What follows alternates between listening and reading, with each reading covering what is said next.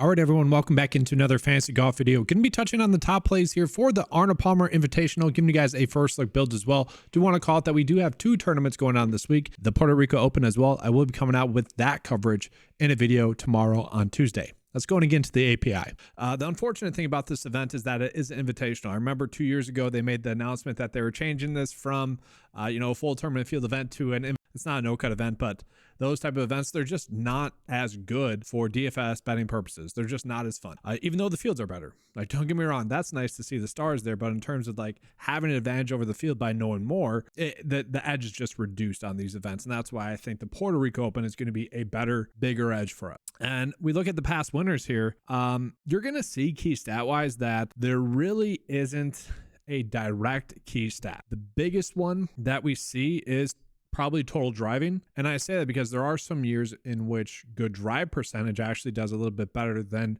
driving distance. And then strokes gained off the tee is a key stat. But again, total driving, just golfers that are not making mistakes are really what we want to be looking at. And I do want to call out something as well.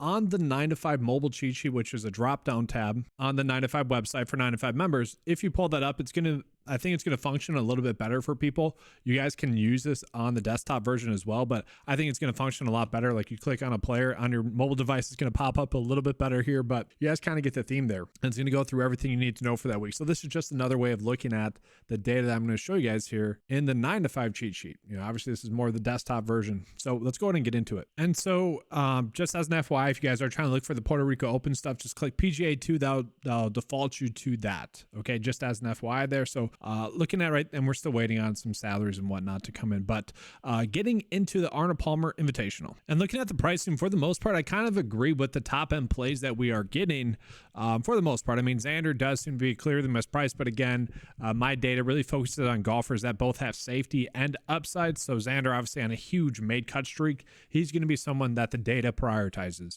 And again, that's just to ensure basically that we're having an edge on the field every single week to focus on safety. But let's go ahead and get into some of the unique kind of stats for this week. So looking at course history, and just as an FYI, guys, I did kind of fix some formatting for this tool in general, so it should work better on mobile devices and just in general. If it does not, please let me know in the Discord chat if you are a 9to5 member.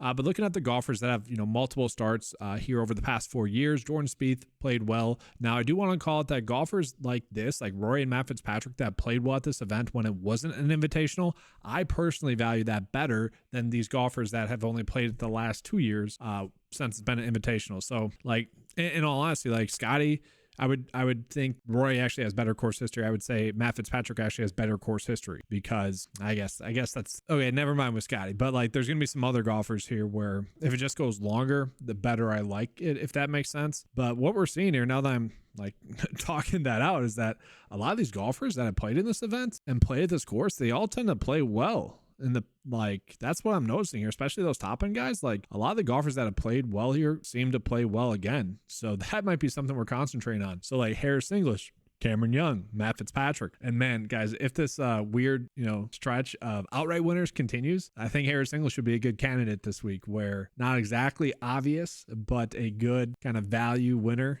So I don't actually mind him. I think he's going to be a good one there. But yeah, course history is certainly going to be interesting this week. We go and get into recent form. And so a little bit surprising in terms of recent form when we look at it, guys. I mean, Scotty Scheffler not, but then Sam Burns, Aubert, Adam Scott, like that's a little crazy. And then we get to Xander, Hovland, Rory, Tommy Fleetwood, Colin Morikawa, Benny Am popping up in there as well. I'm really shocked at the pricing just in general for this week. There's so many cheap price play. Emiliano Grillo, one of them. There's so many cheap golfers that we could certainly end up on that feel like very good plays. I feel like it's going to be very easy to make good builds this week. We go in and get to the stat fits for you guys as well. So if we were to just take the top 4 key stats I'm looking at, which is bogey avoidance, total driving, ball striking, greens, and regulation, I am also looking at strokes gained approach. Basically, we just want to be looking at golfers that are going to play good golf, golfers that are not going to make many mistakes. Okay, so if you put the full sample in there, which includes strokes gained total, strokes gained tee to green over their past 7 starts, then Xander's number 1. But if you just use the top 4 for this week, I don't think it's really too shocking. It's like EVR popping up in there, Patrick Rogers popping up in there. So again, we are going to be getting some very good value plays in this tournament. It's going to be super easy to do a studs and duds build. And then real quickly, we'll show you guys the specialist as well. Really, for me, what I want to look at is scoring. which golfers have played the best on harder scoring tracks. Now, last week we thought the course was going to play more difficult than it did. They did some changes, which I was super happy about. Shout out to Connaughton for making that event much better in terms of exciting. It sucks that it had a Monday finish though. But yeah, that tournament played a little bit easier than expected. Now, could that happen for this tournament? Sure, I just highly doubt it in this one. And so I do want to look at hard scoring. Golfers that played in hard scoring events. Scotty, Colin, Cantlay, Eric Cole, terrible chalk, Eric Cole. I mean, the chalk last week was kind of weird. Eric Cole, Jaeger, basically anyone with those chalk was bad. Yeah, Rory ended up being 30% owned, which was a head scratcher to me. I felt given his pricing, he was just priced too high. It didn't make sense for the quality of play that he was last week. That ended up working out, but weird week last week. I think this week will be much better, even though it is a limited field event. And yeah, that's really it. I don't really care to look at any other key specialist data points. So let's just go ahead and get into the top plays. And so looking at the top plays that we are getting this week, Scotty is going to be number one. I don't think that's going to shock anyone. Scotty does have great course history here.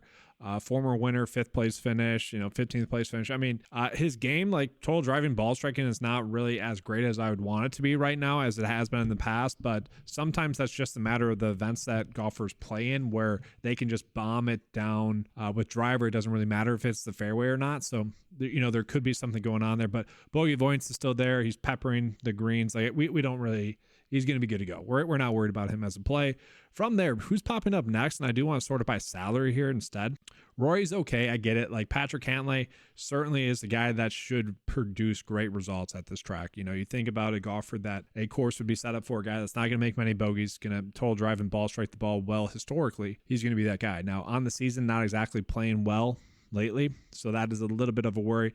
Victor Hovland is someone you would expect to play better as well at this track. He's been kind of lackluster lately, if you will, but getting into it, like Xander, he's just kind of the clear-cut play, I think, this week. I know the results haven't been the best, which is a little bit of a head-scratcher. I'm hoping that keeps his ownership down because he's probably going to be one of the best GPP plays that we get maybe this month, because I think people are going to look at this course history and be weary of it. 49, 23rd. That's not great, but we look at the key stats. That is going to be very good. Recent form, almost had one bad start in there, 54th. I believe that was a no-cut event. That's kind of the issue with those no-cut events is when you don't have it, who cares? Like, it's whatever.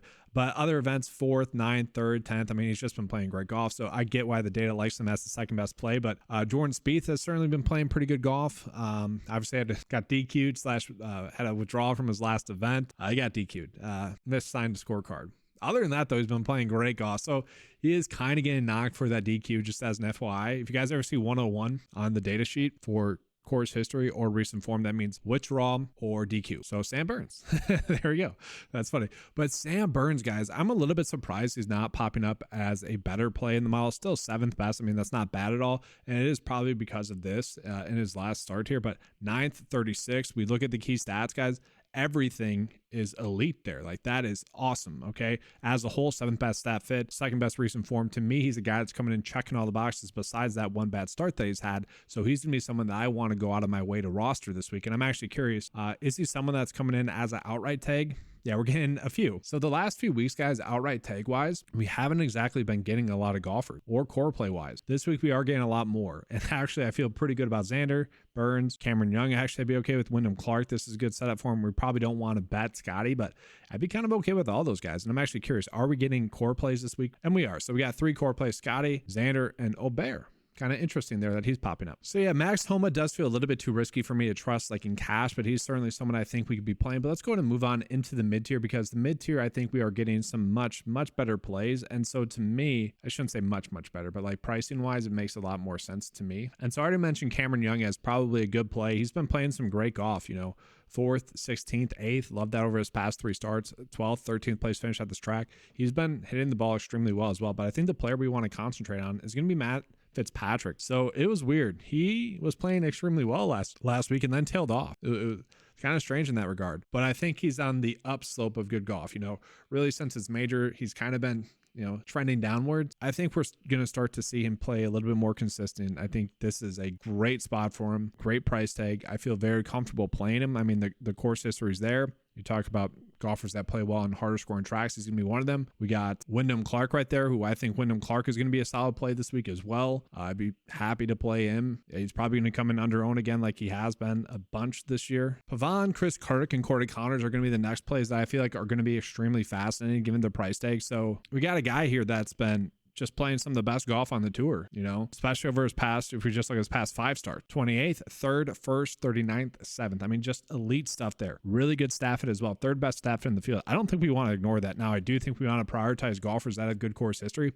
Let's say you were 50-50 on playing him, Chris Kirk, or Corey Connors. Well, one, you'd probably just want to default to the data here that says Corey Connors is a better play, but let's just say you guys were purely 50-50 on those guys, or I guess whatever. You're trying to decide between Chris Kirk or him. Because Chris Kirk has course history, I think you would want to default to Chris Kirk a little bit more, because I do think course history is going to matter. I do think that's something that could add up this week, and he certainly has good course history. 3 straight made cuts at this event. Good enough-ish stat fit. Obviously had a win and playing great golf. He's a player that's just casually a really strong play. Corey Connors, obviously 13 straight made cuts in a row. He's been someone that's been playing extremely well.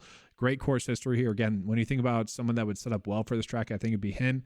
Benny Ann in some of the best form in the field. Now, I've been playing him a lot, and it's been working out. Now, I do worry about the course history. You know, he basically finished dead last year, so that is a concern. I think we'd be better off going with someone like Adam Scott, who we know Adam Scott as a player does play well on tracks like this. Like Adam Scott is a play, course history-wise, makes sense. 2 out of 3 made cuts here over the past 4 years. Key stat-wise, that is a concern. But man, if you look at Adam Scott over the past 3 years now, he's never really been a great stat fit, but overall still coming in as the 15th best stat fit in the field. So I'm kind of okay writing that off with Adam Scott. He's kind of earned himself a leash. Looking at the recent form, obviously been really good in recent form, showing both safety and upside over his past 7 starts. Love that there from him.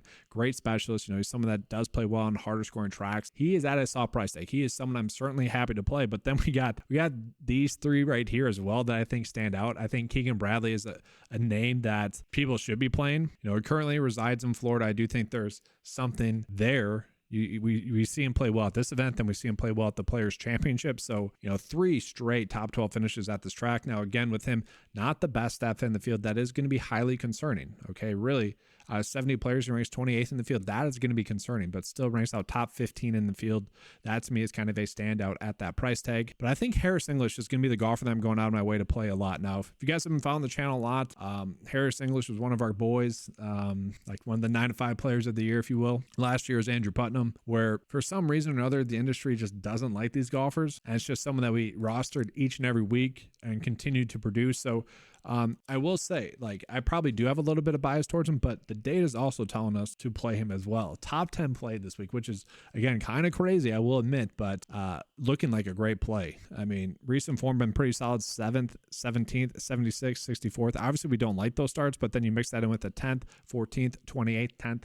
He has been tracking. He makes for a great outright bet. He makes for a great core play. And so far, if we're talking about playing a golfer this week, I think he's going to be the one that I want to start my builds out with, which sounds kind of weird, does it not? But to me, he kind of clearly feels like the one golfer that is clearly mispriced. Now, could that not work out? Maybe. I mean, this is definitely a tougher track. I could see that happening, but to me, he's a golfer that I do want to be going out of my way to play. I will say Jake Knapp popping up stat fit wise. He's obviously been playing great golf. You could play him. But then from there, I want to call EVR. I don't get it. A lot of people were calling out Mingwoo Lee as a play, which I get as well, guys. He clearly seems to be a little bit underpriced. There is some sticker shock there as well. But to me, he's not someone I feel like I need to directly go out of my way to play. Now, the upside's there for him. Yes, he makes for a great GPP play in terms of safety and upside, which again, that's what the 9 to 5 model is measuring. I don't think he gives us that safety. Certainly presents upside, but he's very hit or miss to trust, and just based off of the hype that he's been getting on X, I should say, I don't know if I can recommend him as a play to you guys, because I think he's going to come in over own. I would much rather end up on something like EVR, who is one of the best fits in the field, 5th best in the field. Specialist wise, that is going to be a concern, 27th in the field, but he has been playing great golf. You take away the 1 bad start in there, been playing elite golf. I mean, you could argue over the past 8 starts, if we were to include that in there, he'd probably rank out much better than he is. So he is someone that I think I want to be playing at that price tag, especially in a week where we want to be doing studs and duds. He is a play that just makes too much sense at that price tag, I think. Patrick Rogers is certainly someone that's popping up. Key stat-wise, he has also shown some upside. And so again, I'm wondering, Mingwoo Lee, I'm wondering if he's going to be a little bit more chalky than he should. I bet Patrick Rogers wound up being a great leverage play for us this week. So that's pure speculation. Don't have any ownership projections. Start to look at that on Tuesday. But, you know, Patrick Rogers has played pretty well at this track. One missed cut, which wasn't egregiously bad. Obviously, you'd want it to be better than that, but you know, pretty solid recent form, also showing upside there as well. I think he makes a lot of sense. Florida resident as well. You know, I like that. And again, at that price tag, that certainly just seems too cheap. We continue on. I mentioned Andrew Putnam was our boy last year, and I really don't get this pricing now. It is a longer track.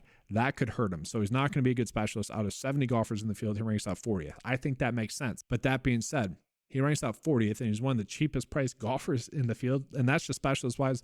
Model-wise, he does rank out 48th. But again, clearly seems to be underpriced. You look at the course history, very good stuff. 29th, 4th, and a missed cut. Like, I feel like we would take that for the most part. You know, key stat-wise, not the best. But as a whole, at this price, like, I just feel like we're getting an extreme discount. We don't need him to do much. We just need him to make the cut. Taylor Moore's a play that I think makes sense as well. He's been playing some solid golf. I'd much rather get to Andrew Putnam, though. Again, we have a lot of soft pricing this week to the point where we can really make any lineup path I think we want work. To me, I like the idea of kind of going studs and duds. And this week, they're going to be giving us the cut at about the top 50 players or golfers within 10 shots of the lead. So like, I don't want to say it should be easy to have a good lineup, but like relatively speaking, it should be easy. And what's crazy is like, I know a lot of people are like hyping up the Masters. Like you could argue this field is, I mean, it probably is better than the Masters because top down, it's going to be much better. So it's kind of a weird week DFS wise, I will say, or just betting wise as well. So I do think starting point, I think Harris English, EVR make a lot of sense. Then from there, it is kind of open. I'm probably just going to be trying to get to Scotty. I'm probably going to get to Xander. I feel pretty good about that. And still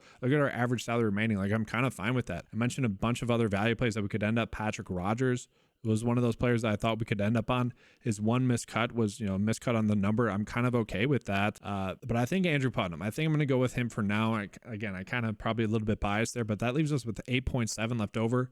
We can play Fitzpatrick. We can play Cameron Young. I'm kind of happy to play both of them.